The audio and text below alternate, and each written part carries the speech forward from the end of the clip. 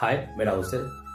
कुछ ऐसे शब्द हैं जिनसे सेंटेंस की शुरुआत होती है और ये शब्द बराबर सेट में एग्जाम में आते रहता है। आज भी आया था। मैं सोचा कि जो बच्चे अभी तक नहीं जुड़े हैं मैं उनके लिए भी क्लियर कर दूं। तो वो शब्द है दो, अल्दो, एज दो, इवेन दो। इनसे सेंटेंस की शुरुआत हम तब करते हैं जब हम कोई चीज के प्रति आशा किए हुए हैं लेकिन परिणाम ठीक विपरीत आता हो।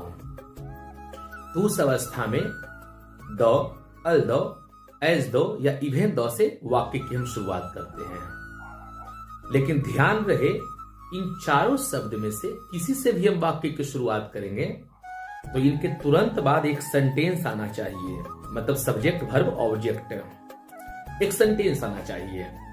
और इनका जो कंजंक्शन होता है वो या तो कॉमा चिन्ह होगा या बाई ईटी येट होगा, और दोनों का हिंदी होगा फिर भी। अगर आप सिर्फ कॉमा चिन्ह भी दे देते हो यहां पर, तो यहां भी कॉमा चिन्ह का हिंदी फिर भी होगा। और उस कंजंक्शन के तुरंत बाद फिर एक सेंटेंस आना चाहिए। मतलब साफ हो गया कि अल्दो, एज दो, इवेन दो, दो के बाद एक सेंटेंस चाहिए हमें, और इसकी कंजंक्शन के रूप में कॉमा चिन्ह या येट का प्रयोग करते हैं, और फिर सेंटेंस हमें चाहिए एक। और इसका अगर आप पूरा कंप्लीट निष्कर्ष निकालोगे तो इसका प्रयोग हम तभी करते हैं जब हम कोई चीज के लिए आशा किए हुए हों और परिणाम ठीक विपरीत आता है।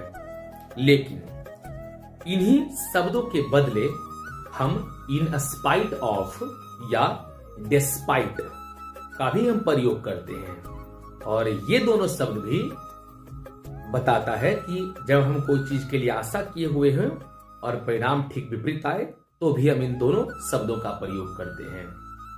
लेकिन सबसे बड़ा अंतर, इन स्पाइट ऑफ या डिस्पाइट का हम प्रयोग करते हैं तो इसके तुरंत बाद या तो जेरंड चाहिए या तो नाउन चाहिए। लेकिन अल्दो एज दो वाले केस में ऐसा नहीं था, वहां पे तुरंत बाद हमको सेंटेंस चाहिए होता है। ठीक, अब आपको हम कुछ सेंटेंस दे रहे हैं।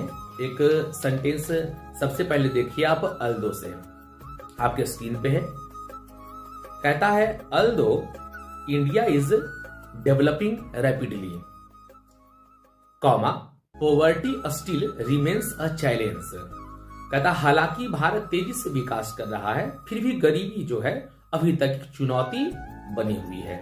यानी एक आशा है कि भारत